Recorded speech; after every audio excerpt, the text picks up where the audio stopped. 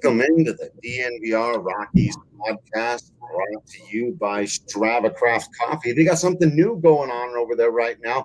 If you just want to try them out, use promo code DNVR25. You'll get 25% off, even if you're a first-time user. But those of you who know it and love it have found it to be as life-changing as I have, drinking several coffees every single morning of that CBD stuff. You can now subscribe, and you'll automatically get 20% off every single one. So go to Strava Craft Coffee, check them out right now. I, of course, am your host, Drew Creasman, the managing editor of DNVR Rockies. With me, as always, is beat writer Patrick Lyons. And joining us, as has become our weekly custom, he is the voice of the Colorado Rockies on AT&T SportsNet and the host of the Drew Goodman podcast. Once again, ladies and gentlemen, it's Drew Goodman. What's up, fellas? We had real baseball that counts, huh? Hey, they played them. They counted up the score at the end of the game. They put a win or a loss in the column officially. And let's actually start with no ties, Drew. No ties. No ties. Every guy had to record 3 outs as that first inning with Austin Homber. You learned that's right. You can't just walk them off like you could in spring. But before we get to any of that, let's start at the beginning where we really have to, with that opening day goodie, with just what it meant to be back at it, back in the ballpark, and then to see the guys go out there, take it to Clayton Kershaw, and really give the community of Denver baseball watching fans something to feel really pretty amazing about. I think the thing that I'll take away the most is probably the same thing that you guys and people that perhaps watched on television, or certainly if they were there, after a year where there were no fans, even they said it's a little under 21,000, all the games, which were all COVID sellouts. It felt, and we've all been there a million times, didn't it feel like there was like 30,000 people there? And I literally, especially opening day, got chills. I always do with the flyover and that sort of thing, but it was meaningful just to see, people at the ballpark and the buzz. And, I mentioned that during spring training when we chatted about doing the games there down at Salt River Fields. And that was wonderful, and see the kids rolling down the hill. But to see Coors Field with a lot of people in it and with energy again, and it just overall made things feel a lot more normal. And then, of course, the cherry on top was the Rockies went out and they beat Kershaw 8-5, and unfortunately, that was the only ball game they won. Though we'll get into the other 3 and kind of break things down as well. But that's the number one thing I took away. And I'm not just trying to be trite that it's great that fans were in the stands. It meant a lot to me, and it was special. I think because we knew going into this season, the win-loss record was not going to be one of the highlights. The focus is back on baseball and the fans being back, and we'll get to all those details. But it felt like, when you and I talked earlier today, it felt like a mid-season game. Dodgers come in, so you've got Rockies fans against Dodgers fans. It's 70, 80 degrees out there, and you've got mid-season craziness going on left and right. And so I think that also helped with the enthusiasm and vibe of the entire series. I said this in the 6-5 ball game. Was that Saturday, fellas? You know how I work. It all runs together for me, right? That's right. 6-5 was Saturday, right? Yeah. Okay. I said on the air that both Dave Roberts and Buddy are managing this game like it's October 3rd, not April 3rd. I mean, Bard came into the ball game -1, which you rarely see this time of year. For just the 6th time in his career, Kenley Jansen's asked to get a 5-out save. That happens in September. It certainly will happen in October. On April 3rd, especially as deep as they are. But Dave strutted out there. He goes, I want Jansen here to protect this 1-run lead, and he was able to do it.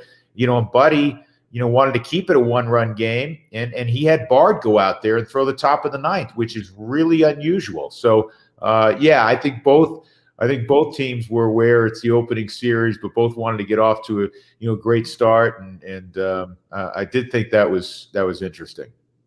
I do like that comparison, that it had almost a postseason flair to it, especially as you said, when you think about Jansen and how, just a couple of years ago, he was kept out of a series in Colorado because of some heart issues and some health concerns. And you're right. He goes out, gets the 5 outs, and the Rockies all weekend were battling. They were fighting back. And, if you're a big proponent of run differential, you might look and go, yeah, Rockies, they lost 3 out of 4 against the Dodgers, but you'd be surprised by how much they lost by. It wasn't very much. These games were close. No, the one game that looked like it was going to be a horrendous blowout was Bauer's no hitting him going to the 7th. It's 10-0, and then one of the more memorable innings we've all ever witnessed with 4 home runs in the inning, just the second time that's happened for the Rockies ever. You have to go back to '99 with a quartet led by Dante Bichette, and all of a sudden it wasn't just okay. The Rockies had a nice little inning; they broke up the no hitter and a blowout. Dave Roberts was known, I've seen this before, and obviously the Dodgers ended up winning, but it was 10-6, and that was interesting. But to your point, overall, Patrick, I think what was the final? It was 27-22. The final disparity in terms of cumulative runs. The Rockies, against that vaunted pitching staff, ended up hitting 6 home runs, 6 different guys, 22 runs, a little better than 5, 5.5 a game. So. That was good to see. You'd have liked to see them get a split, maybe win that 6-5 game where the bullpen couldn't hold it on a couple of occasions. But there was a scrappiness to that offense that I found appealing. That's one of the things, Drew. I'm glad you brought that up because it was something I was kind of talking with people about. I've been known to be accused of being naive because occasionally I'll say, I don't think this Rockies team is quite so bad as people are saying. And then I was pointing out that this fight, and I had a few people say to me, well, yeah, but no one was saying they weren't going to try hard. Everybody tries hard. And, I'm not putting you on the spot, not asking you to call out anybody, and certainly not anybody from the Rockies organization. But you and I and everyone in this conversation well knows that full effort in professional sports is not just a given. It's not something that everyone brings all the time. And the fact that these guys were going out there, weren't giving up when they were down 10-0 and didn't have a hit. Look, man, they were getting crushed. They could have just as easily said, this is one of 162 games. We just started the season. Why even? And they provided us with, as you said, one of the most memorable innings in recent memory. I don't think that counts for nothing. You play at 162, and I think you have a lot of guys that have something to prove and have a lot of pride, and I think that will be borne out. I do believe that if you get to this level, you better have a great deal of pride, and you obviously have to have a great deal of talent, and it's rare at this level that you'll see somebody, dog it. Has it happened? Yeah. They don't have that kind of makeup, and now we'll see how they improve individually and then ultimately collectively. They played the best team in baseball. I've said this, publicly. You look at that roster, and you guys are great historians of the game. I'm hard pressed, at least in recent memory, to come up with a roster that is as good as that one and as deep as that one. That team is. And that's why they're the odds-on favorite to repeat, even as much as San Diego's improved. And on the other side of the ledger, the White Sox, look like a really fun team and a really talented team. And, we know about the Yankees and that sort of thing. But that Dodger team is really, really good. That's the best team the Rockies will play. Padres are good, but and there's some good teams in the NL East. But that's a great team. Now, we also know it's baseball, so you can go play the worst team in baseball, and if the pitcher's on, you may lose, right? But there were things to take away that were positive from that series, and one of them, Drew, I think you mentioned, you touched on it, but the overall scrappiness, the overall not giving away at bats, trying to figure out a way. Even last night in the 4-2 game, they don't have anything going. Urias was terrific, and Jimmy Nelson comes in, and Garrett Hampson knocks in 2, and all of a sudden you're like, here we go. They didn't get over the hump, but let's just see how it plays out. Well, you brought him up, Garrett Hampson. was one of those scrappy guys. I mean, he's been scrappy his whole career since he's been at Long Beach. I mean, he embodies what it means to be a dirtbag, right? And we mean that in the nicest way possible. But he was there for Saturday night as well. And in fact, 2 eighth-inning doubles late that ended up kind of driving a bit of a comeback. Was he one of those guys that, showed the most kind of temerity to kind of fight back? I mean, I think a lot of guys ended up doing it really well. Did any of them stand out as being a guy that, man, really doesn't give up any at-bats and was still battling even when maybe it seemed like the game was out of reach? There was a lot of candidates who did that, right? There's a lot of candidates. You guys know, because we've chatted about this. I'm a huge Garrett Hampson fan. I have been for a couple of years. I think he has a chance to be an everyday guy, move around the diamond a little bit, and be impactful. I mean, be a double-digit home run guy, be a 25 stolen base guy, depending, he may be even more depending on how much he's on the field. There's a tenacity, a toughness to him, and it rubs off on other guys. What I'm going to be looking at, those things overall, but how much he's able to, spit in the baseball vernacular, meaning take the pitch that's, just off the plate, especially spinning, and reduce his strikeout rate, and get better, keep getting better as April rolls into May and May rolls into June. But I liked what I saw from him. Chris Owings, I thought, had a great series. Certainly had a great opening day with 3 hits and a walk. I liked the guys with positional versatility.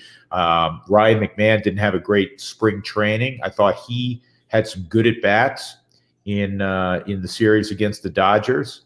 And there were others. I mean, I thought for the most part, CJ Crone had a rough day yesterday, but the first 3 games, I thought CJ Crone, swung the bat well, or had good ABs and walked a couple of times. Charlie, who had an abysmal spring training, stepped forward. He hit the home run. He hit a double off the auxiliary scoreboard.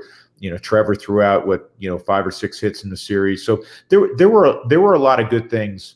Offensively, the Dodgers are a tough team to beat, man. One of the guys who I think embodied this, but on the other side of the ball, and it's kind of a weird thing to embody as a pitcher, was Chichi Gonzalez, who ended up really just having to pick up those tough innings, man. Those middle innings when you weren't necessarily, you didn't know you were going to pitch that day. Now you got to go out and throw 2, maybe 3 innings against the toughest lineup in baseball, maybe the toughest lineup in baseball in a very, very, very long time. I thought Chichi really showed well for himself this week. Chichi was great yesterday, kept the Rockies in the game after, the tough start for Austin Gomber. If you look under the disappointing category, we were talking about some of the positives that occurred over the weekend. The disappointing thing clearly was what should be the strength of this team, and ultimately it may still be. We're talking about one series, was the rotation, save John Gray, did not pitch well at all. Herman magically got through 4 innings on 92 pitches, only giving up 1 run. Hopefully that's one of the worst starts he has all year. Senzatella, who had a very high, BABIP rate last year, but a 344 earned run average. Ball was in play quite a bit because he filled up the strike zone, but he gave up a lot of hits, so he was gone early. And then Austin Homber, who I still believe is going to be a really solid piece of the rotation for the Rockies. I have to believe that there were an inordinate amount of nerves, and I really, who wouldn't? It's natural to want to do really well. You're the only big leaguer acquired in a trade that sends a future Hall of Famer out of town, grandly and understandably unpopular.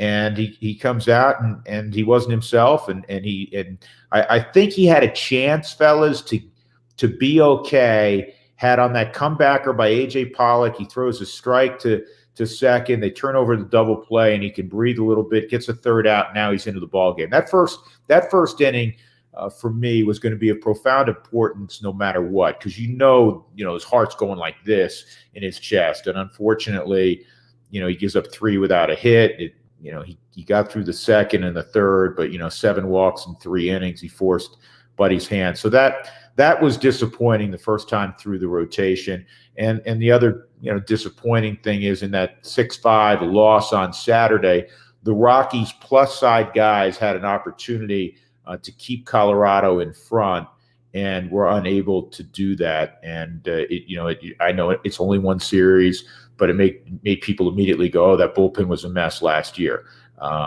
So hopefully they can bounce back going forward from that one. I think because Gomber is, the new kid on the block, there's probably more concerns about him than the other three guys, of course. Buddy has even said, John Gray should still be in line for his next start after having some full body cramping on Saturday. But both Gomber and Bud Black said they really, weren't worried because that's not his game. He throws strikes. So they're both willing to kind of push that out.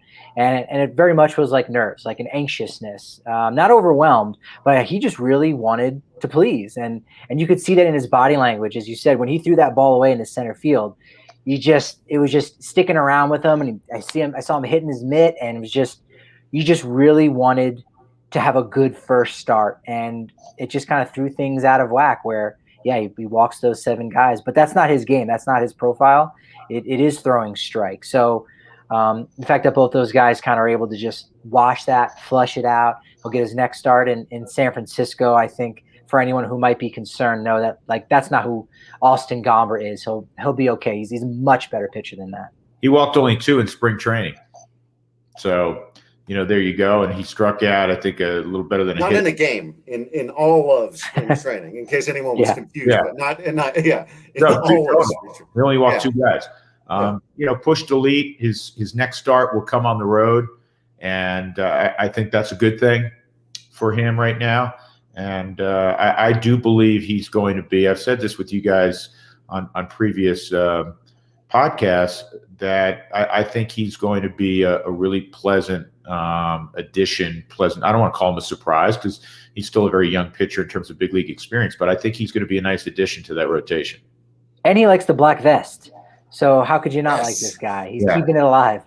Bring back the black vest. Right. One of the things that I was able to do over opening weekend again was something I hadn't been able to do in a very long time, and that's post-game with a beer. Getting to have Breck Brew after right now. I know a lot of you out there, you have your Breck Brew during the game.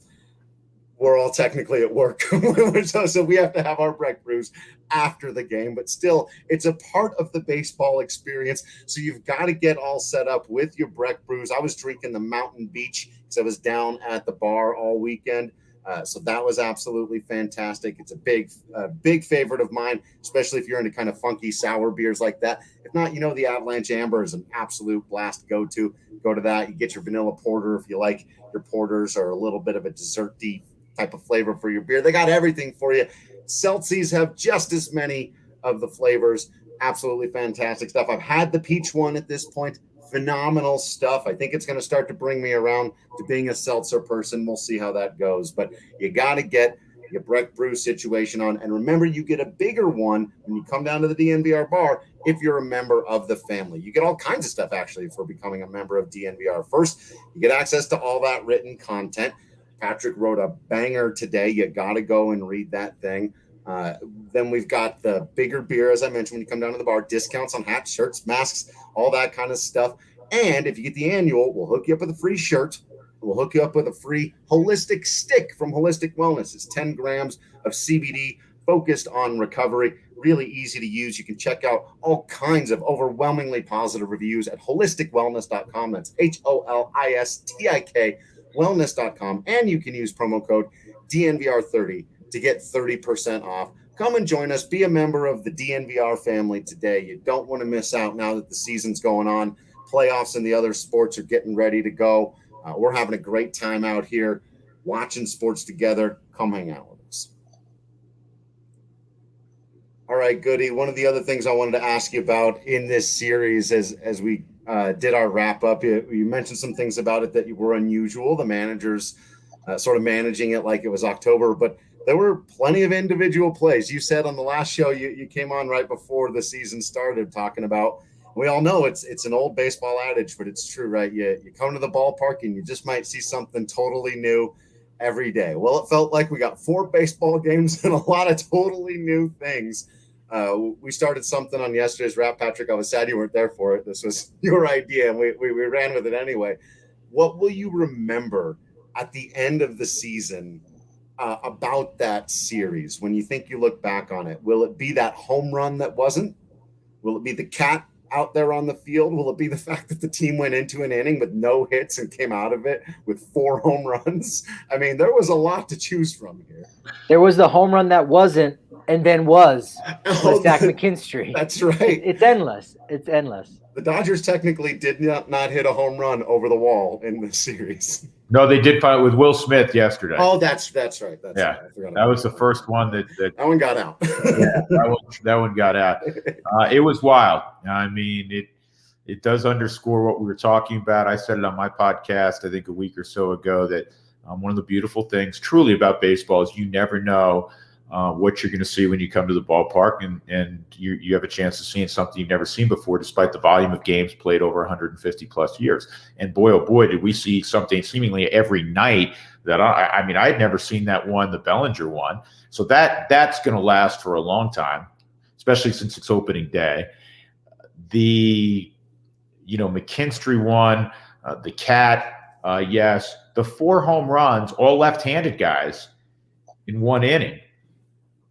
That one will linger in the memory banks for a while.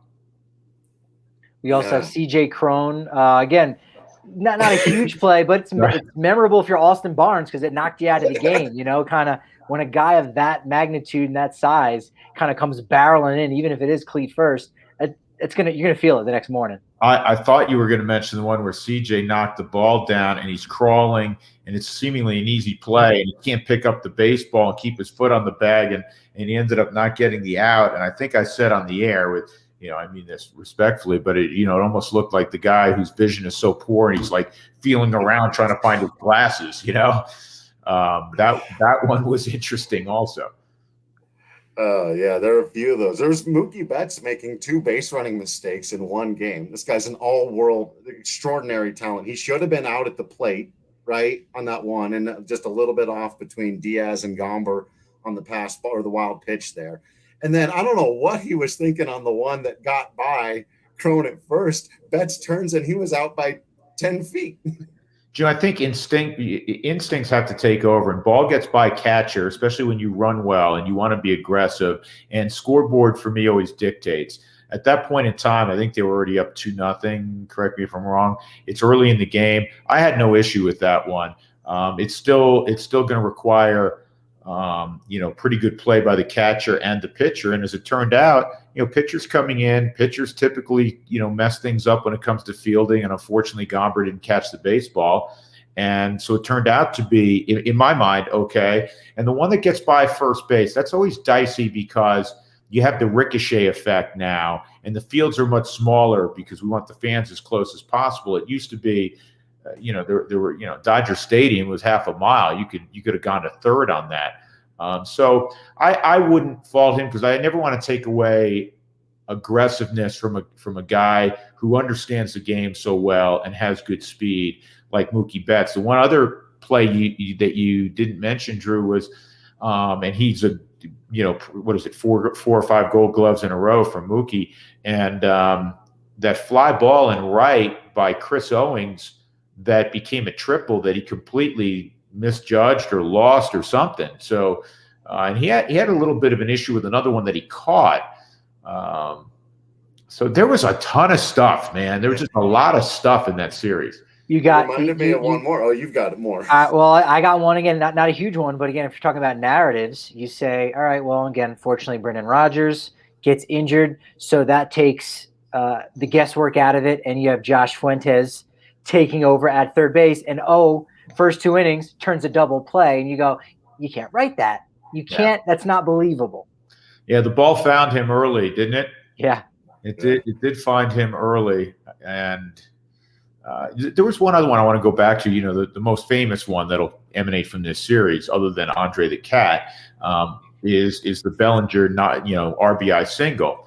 And I heard, I'm going to leave the name out of it because it's a national baseball writer who I have great respect for. He does wonderful work, and he lambasted Turner and Bellinger, saying, it drives me nuts. You play the game all your lives. You have to know better. That's not no one's fault on that, because if you're Turner, he did the right thing. It looks like it's extra bases, and he's around second, eyeballing a ball in front of him. It has nothing to do with the third base coach. When the ball's in front of him as a base runner, it's on you.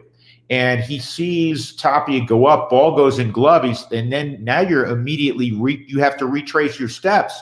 So he's flying back. As a hitter, you drive the ball to deep left center field. You're told to tear out of the box, and it wasn't like a no doubter, so he knew that it was a home run. So he's running hard. Inevitably, they were going to pass.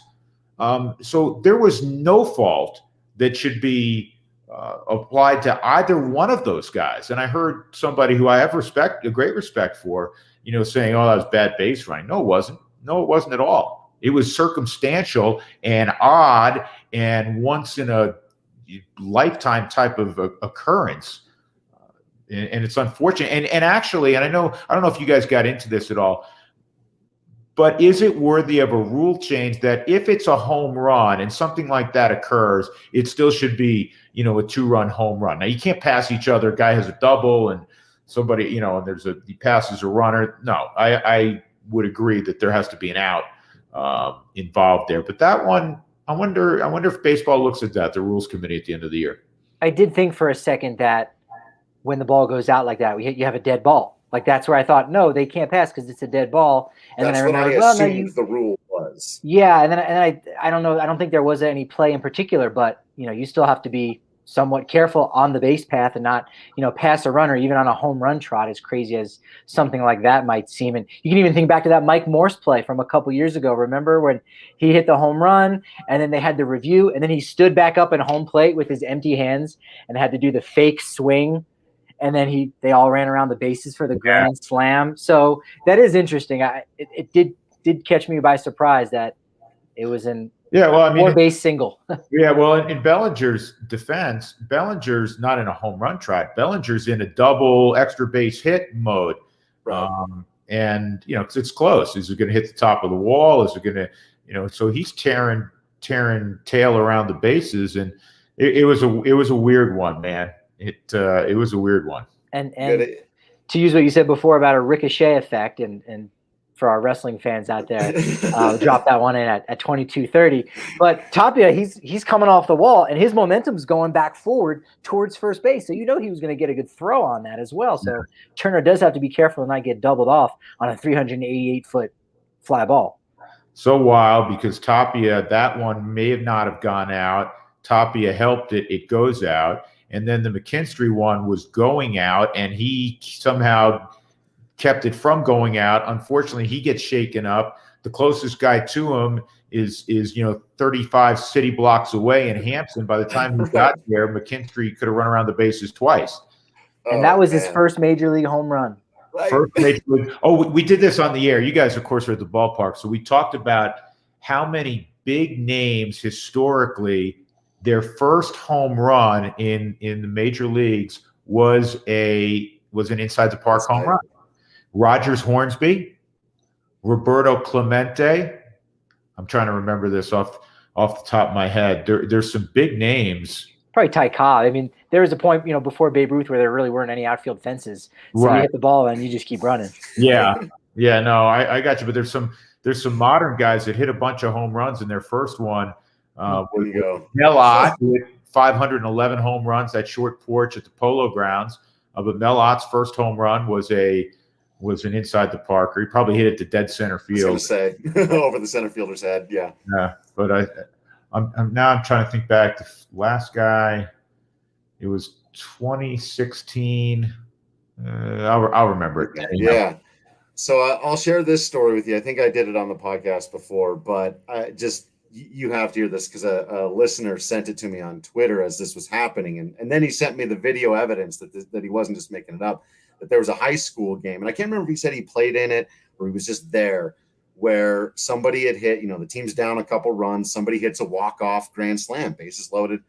But the guy who'd been standing at third base stopped short of home plate, never touched it, turned around and high-fived each guy as they came in and touched home. They all crossed on the base paths. They were all out. The game was over, and the team lost.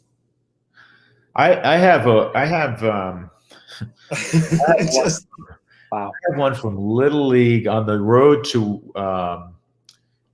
Williamsport. We were, it was whatever the Regional. regional, whatever. And I hit a home run.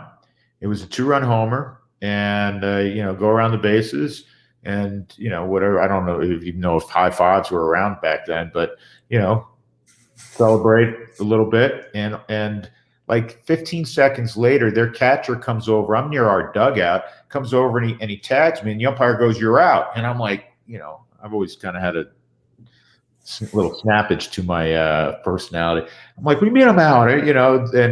And evidently I didn't touch home plate, so they allowed a ball to be put back in play, and they tagged me, and so it went as a triple, I guess, and not a 2-run homer. So there you go. That's a childhood memory worth suppressing there. That hurts.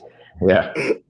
My favorite future it wasn't like thing. the championship game against Taiwan, and now I'm a goat, not the good goat, but the bad goat. And it was pre-ESPN too. We don't want to give away the year. No footage of it. I think my favorite future trivia question for the really hardcore Rockies and Dodgers fans will be, who recorded the putout on that play? On the Bellinger. On the Bellinger.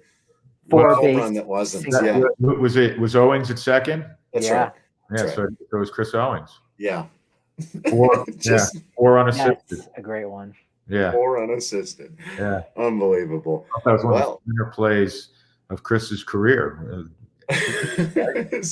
I mean, that's got to be a web gem, right? When you make an out on a ball that was hit 388 feet. So, listen, I made a lot. Like, he made an unbelievable play up the middle to turn 2. Remember that one? Yeah, he did. But my favorite play all time, I think the best play ever made was the Bellinger non-home run.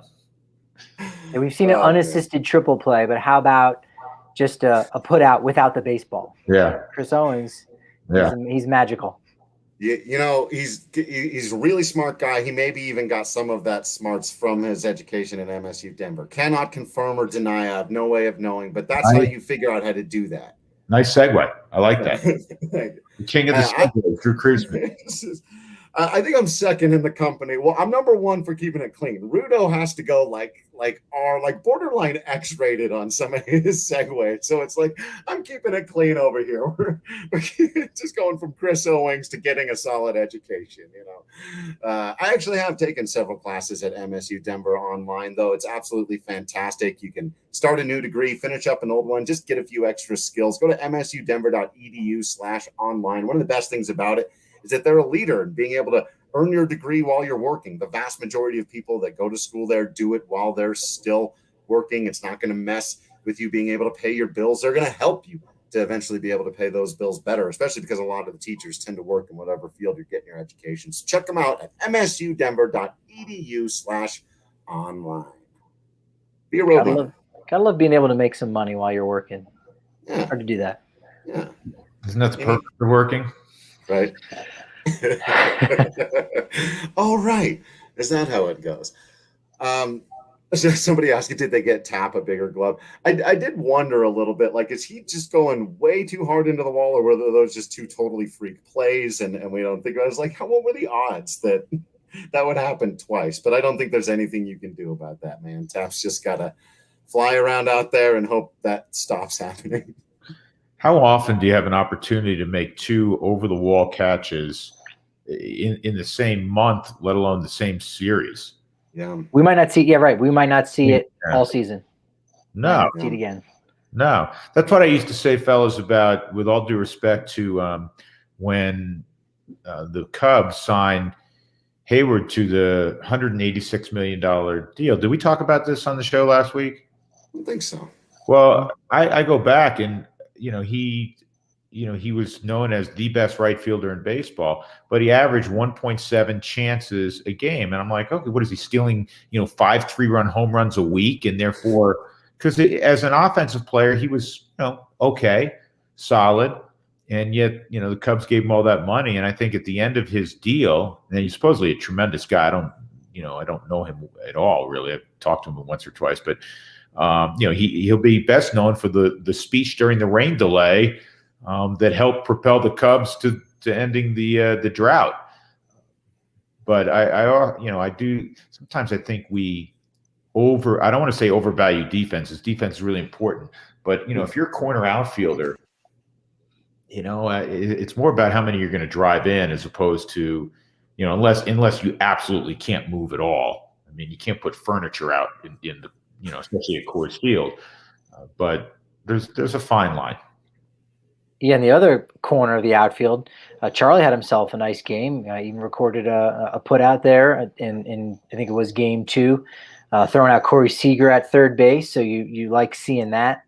That was the other thing. He did that twice in a series where there was an opportunity to try either for the guy at home or for the guy going to third. So either Charlie got a scouting report on, or he felt better about going to, but that was clearly purposeful. When it happens once, you go, oh, interesting decision that he went to third instead of home. He does it twice. You go, Charlie must have got educated at MSU Denver Online. Yeah, good instincts, and we talk about in football. Pre-snap reads, quarterback goes up and he's going to look at the secondary and try to get a feel what kind of coverage he's going to get. You get a feel when you send guys in motion, somebody go with them. Is it man? That sort of thing. Well, you have to have pre-pitch preparation also. And so you look at the guy at second who's going to get a more significant, typically secondary lead, and you go, okay, plus speed there. What do I have at first? And he made the right decision both times in going to third, and he made terrific throws because I think before the ball's hit to him, he realizes if it's a normal base hit, I'm not going to have a play at the plate. My best play will be that guy trying to go first to third, because the trail runner's always going to go first to third. He's going to assume that the ball's going to the plate, and as it turned out, both times, he got outs there, unfortunately, and credit to the lead runner. Instead of Cadillacing it around, which you shouldn't do because it's a base hit and you don't know where the ball's going, but they scored in front of the out being recorded. So, again, playing the world champs did fairly well. Maybe probably a little bit better than to be expected. And so, one of the things you mentioned, Goody, was the 2 home runs by McKinstry and then Bellinger. By Will Smith. Is that those were the only 2 home runs the Rockies gave up all weekend. Only 4 teams, did better than that. So that was, again, a surprise at Coors Field against the champs there. We know they've got some boppers in that lineup. That was impressive. And there is something that the Rockies do lead baseball. And again, small sample size, but let's have fun. There is something that they did not do on offense the entire series.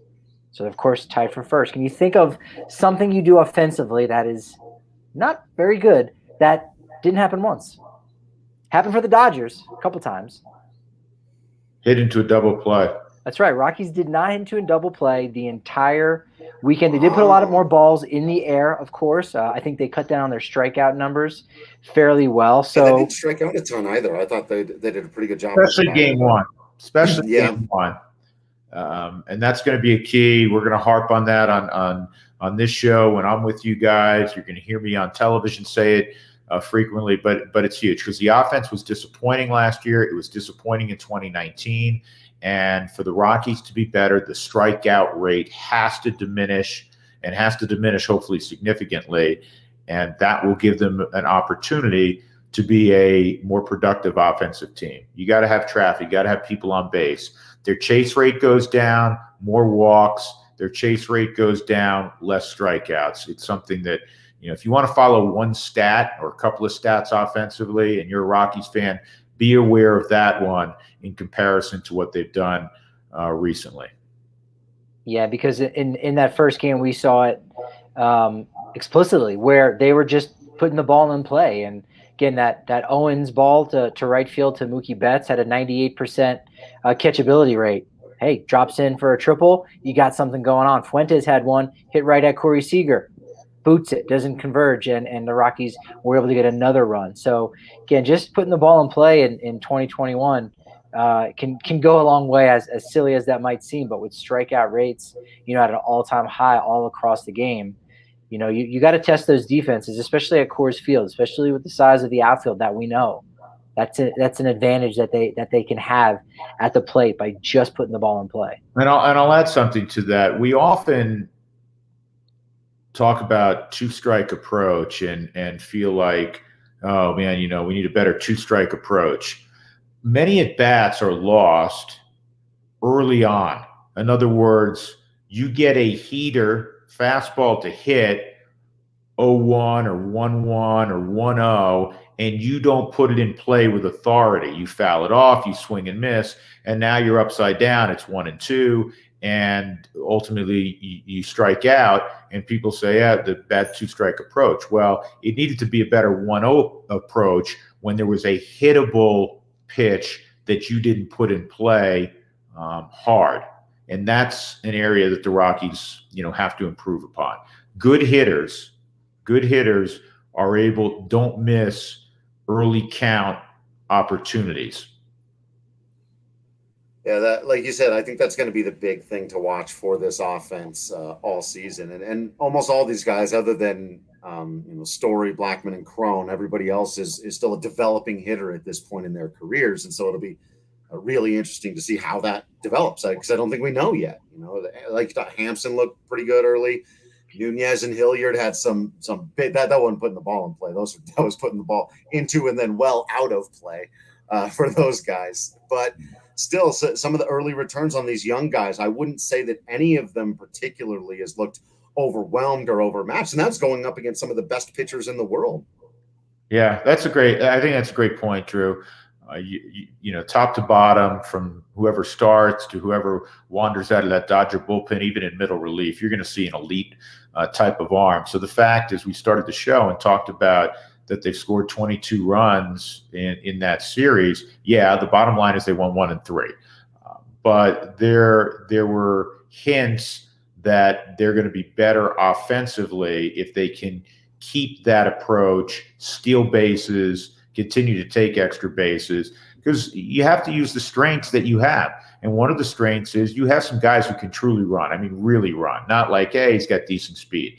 Owens can run. We know Hampson can run. We know Story can run. Tapia has the ability to run. And the Rockies are going to need to do that, because I don't think they're going to have like a quartet of guys hit 30 home runs. Right.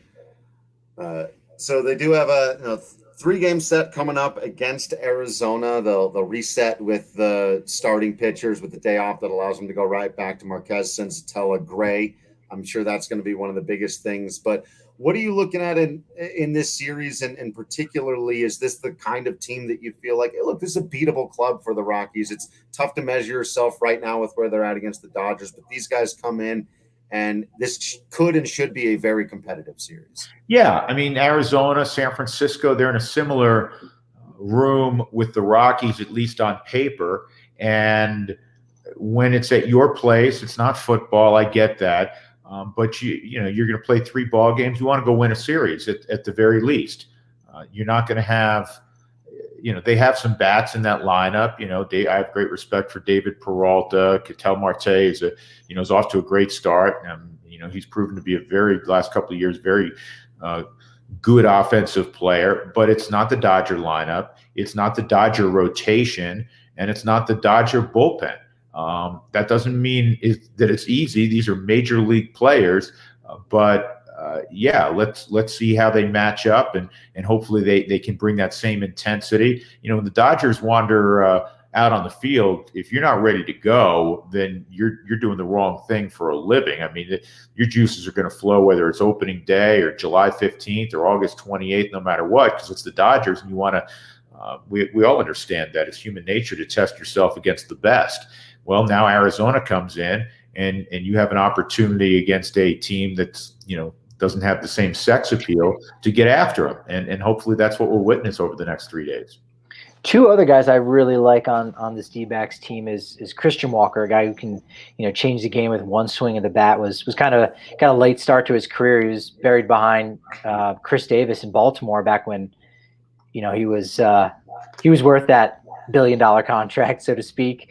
And Tim LeCastro, who is, widely regarded as just the fastest guy, right? And all of baseball. He's an exciting guy. Patrick, where did Tim LeCastro go to college? Iona, he's an East Coast guy. Ithaca College bomber. That's your alma mater, no? You know, went to Ithaca College. I know exactly one other person. The Ithaca. Oh, there you go. Yeah. Wow. Took a picture with Castro a couple of years ago. He came up with the Dodgers and sent it to. He's now retired. He's in the college baseball Hall of Fame as a coach because he coached 40 years there. But we sent it to our old head coach. So he's playing. I'm talking. Yeah, Castro's exciting, and again with so Gray is scheduled right now to go on Thursday. But one thing that Buddy said, you kind of slipped in there in the post game, is this idea that they're not exactly tethered to. No, he didn't specifically go out and say Gray on Thursday. Just that they're going to need a fifth starter this week. And they've got some, flexibility. So you can obviously Marquez, Senzatella will make their starts on Tuesday and Wednesday, but you could give Gray, an extra day, right, with that full body cramping. He's not going to miss his next start, but you might want to give him that extra day. So maybe Gray goes in San Francisco, and then it's going to be, Chichi on Thursday. Maybe I guess it could be Chacin.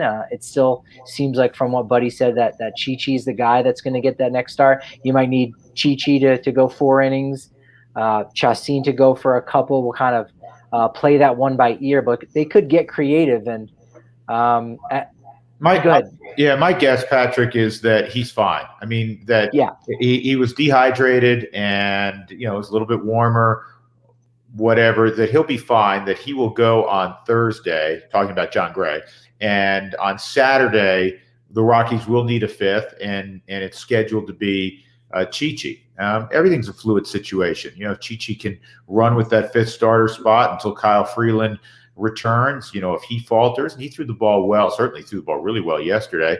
You do have Jolie Chacin, who I thought threw the ball pretty well also over the weekend. But my hunch right now, and it could change, but my hunch right now is Gray's going to make his start on Thursday, and on Saturday in San Francisco, that's when we'll see the first time a quote unquote fifth starter, which will be Chichi, barring the unforeseen prior to that. Well, if you think you feel like you know how these series are going to go, we're going to have overs and unders for you at times on these DraftKings Sportsbook. You got to be subscribed to the YouTube channel. Anyway, do that just because it's fun and we're always here hanging out on the YouTube channel. But if you didn't last week, because this stuff isn't always going on the podcast anymore, we did a pregame for the John Gray game, and we gave you picks. We had the over on the strikeouts. He picked it up. We had guys getting hits for you. All 3 of the players that Patrick Michaela and I picked ended up with base hits in that ball game. So you got to be joining us for those. You got to download the top-rated DraftKings Sportsbook app now, because even if it's not picking wins and losses, sometimes it's the over-unders on the strikeouts. We also had the under. We hit the under on the total runs scored in that game as well, just barely, because it was 11.5 and 11 runs were scored. Exactly. I do wish I would have had Josh Fuentes with a home run because that was like plus 1,000. I was like, ooh. And he went Oppo. I mean, I don't know. Maybe you can get a little extra mustard on that one too. He went Oppo after he had hurt his wrist.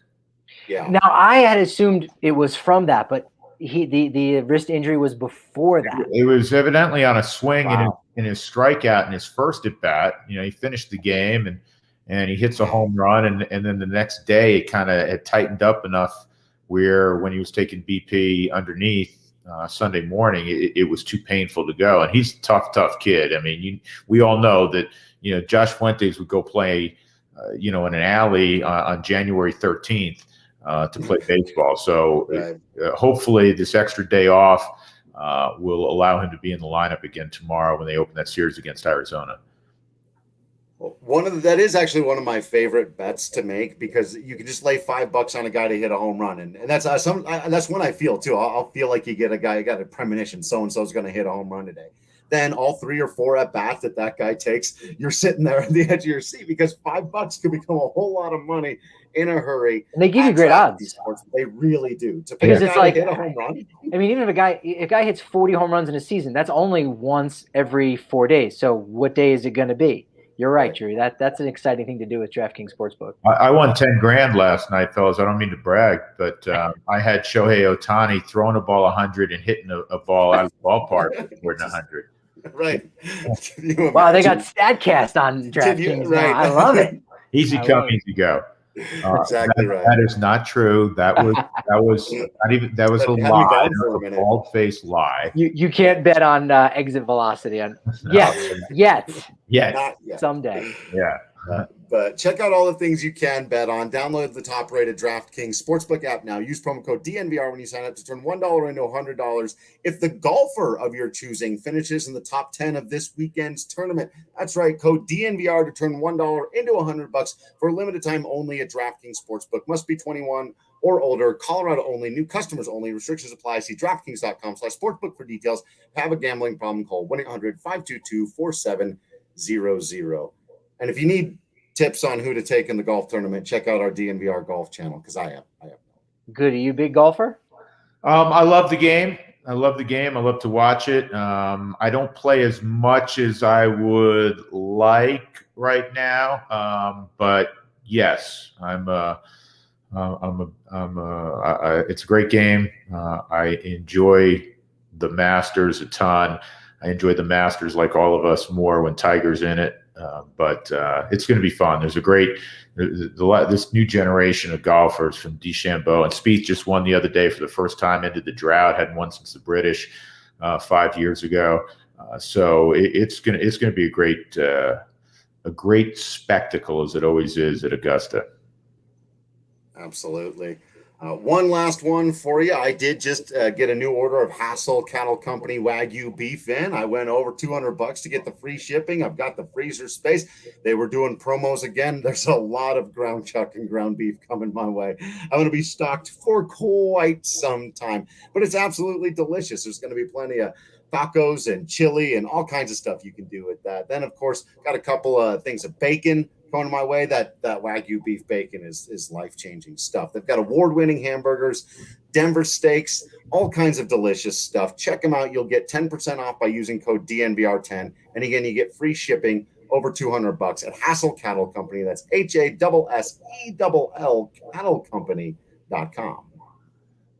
I want to know, Patrick, has he shared with you, because he's got like 6 freezers in his garage filled with great food.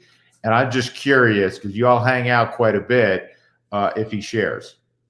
I have not received one bit yet of that. I do need my protein daily. That's going to change, right? Because now I'm involved. I'm sorry. I'm going to be the bull in the China shop.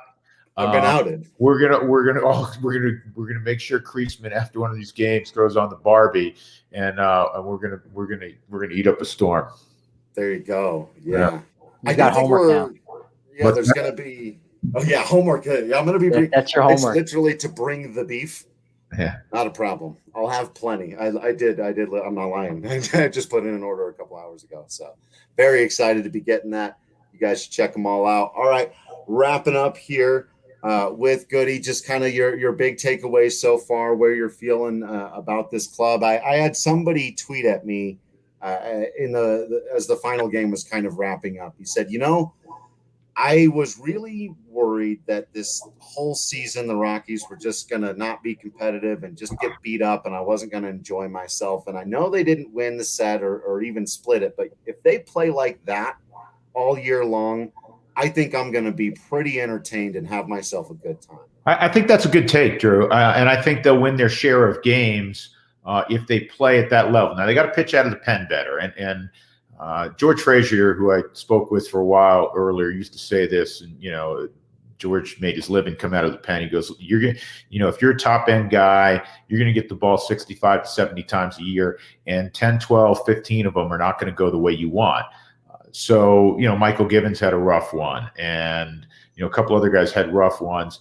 That doesn't mean they're going to have rough seasons, but you do need them to protect leads when the Rockies, give them a lead. I also think, given what occurred in the offseason with the trade of Nolan and so many people understandably ticked off, that these next 3 are important. I understand, and you guys certainly understand, it's a marathon. It's 162, even if you get off to, a poor start. Look at the Nationals, where they 13, 15 games under 500 a couple years ago, won the World Series. I think all the way back to when I think it was Detroit, started 15-30 and won a World Series. So you never know.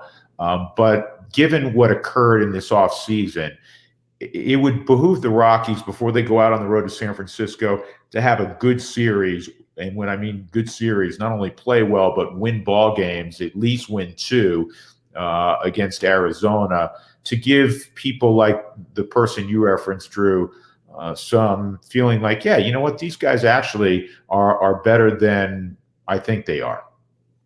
And then with going again right after on the road against San Francisco, then playing LA, and maybe that's the recipe. They just always play the Dodgers tough. I mean, they took a series from them last year, the only team in baseball to do so, and that'll be, I think, important, because the next homestand, not to look too far ahead, you've got Houston, you've got Philly, who's starting 3-0. They're looking good, and the Mets. So this is a great opportunity.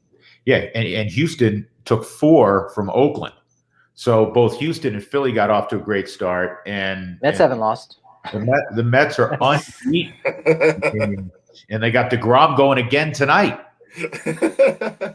Oh, I love it. Yeah. I love it. Yeah, it's I really do think it's going to be a great baseball season. Like we said at the beginning, it's great that we're getting a full baseball season. There are people back in the stands.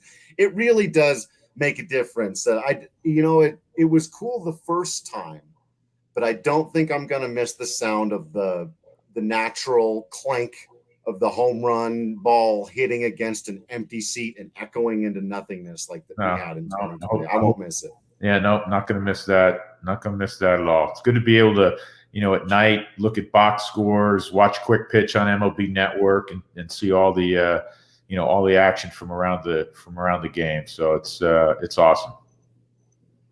Who's your AL team this year? Your upstart AL team. You got. I'm all over the Blue Jays. The Blue Jays. I think the Blue Jays are very. They can't pitch, but I'm very excited. Yeah, they're very interesting. But I like the White Sox. I love what they've done. They got an exciting and powerful team. They got some pitching. I'll make mine the White Sox. Yeah, can't go wrong with that. I don't believe them. I don't believe Cleveland to be of the same caliber as Chicago, but I think Cleveland could sneak in with a wild card. I mean, you can't count out Terry Francona, and Cleveland just they're kind of the American League version of the St. Louis Cardinals. It's the Cleveland way. They always bring up these young guys that they can just plug right into the rotation and get the job done. And so I think finally we'll see some good baseball in the AL Central between Minnesota, the White Sox, Cleveland, and KC's a little bit better too. The Royals are better. The Royals are better, and unlike a lot of Royals teams, they're going to hit the ball over the wall. Royals are going to hit some home runs. Saw them in spring training. They got off to a good start. Whit Merrifield's hit a couple of home runs. They have Soler in that lineup. Carlos Santana. That's going to be an interesting lineup. All right, Mom, there you go. I hope you're listening. Your Royals are in it. Look at them. Look at them go. Yeah. All right. This was a lot of fun to actually talk about baseball and break down some games with you and get ready for the next one. Really appreciate you taking the time. We know we always talk about the grind on the players. It's a grind on all you that do the everyday thing as well. So we appreciate you taking the time, and we appreciate you doing the job and doing the gig and all the work that everyone does down there to bring us all these games on TV, man. It's now that I've seen just a little bit of the effort that it takes from behind the scenes for all of you to put together that broadcast. Yeah, we got more or less every single day. Yeah, I appreciate you saying that, Drew. We have a great team, and I'm not just giving it lip service. We really have a great team of dozens of people that people are not familiar with because they're not on television, that bust their butt and are among the most creative and talented people in the business. They just happen to reside here, and we have the great luxury of having them work on bringing Rockies baseball to people at AT&T SportsNet. So it's a labor of love, and thanks again for you guys moving up an hour today. I'm heading over to do a little coaching right now, but I appreciate it. Appreciate you guys. Have a blast every week with y'all. Yeah, thanks for joining us on your off day. So again, you're the Cal Ripken here of broadcasting, and we got the Drew Goodman podcast, of course, coming out on Thursday, the first one in season. So that'll be a good one, and just go ahead and subscribe to that. So it just boom, drops right into your files there, and you can listen to it right away. Yeah, I appreciate that. Chuck Nasty's on this week, and Charlie's a unique dude, and it's never dull listening to Charlie. He's on this week, and then next week when we visit, the next one will come out Thursday. The new one always comes out Thursday. We are going to go back in time a little bit. A former Rocky of great popularity will be our guest. So we'll tease. I was going to tell you. Oh. Yeah. I know that. No, that's great. That's better. We'll have to find out on the day. You got to subscribe to the Drew Goodman podcast. Yeah. I'm looking forward to that conversation. You got me hooked. I'm ready. I'm very excited now. So the other way to make sure you don't miss that is to follow everyone on social media. We'll be tweeting all that stuff out. Follow Drew at Drew Goodman 42. Follow us at Drew Creasman, at Patrick D. Lyons, at DNVR_Rockies. As we talked about before, make sure you're subscribed to the DNVR.com. You don't want to miss any of the written content. I've got a big article coming up. You don't want to miss what Patrick published this morning. We'll dive deeper into that as we go throughout the week. You get discounts on hats and shirts and masks, the bigger beer when you come down to the DNVR bar. If you subscribe for the full year now, you get the free t-shirt and the holistic stick from Holistic Wellness. Also, don't forget to subscribe to Strava Craft Coffee. That's a new thing they're doing now, so don't forget about that. Our friends at Strava are the absolute best. When you do that, it really helps us out. So thank you all for continuing to be absolutely awesome out there. I promise you we will continue to be absolutely Patrick Lyon and the Drews, Goodman and Creasman in here. And until next time, we will see you at the ballpark.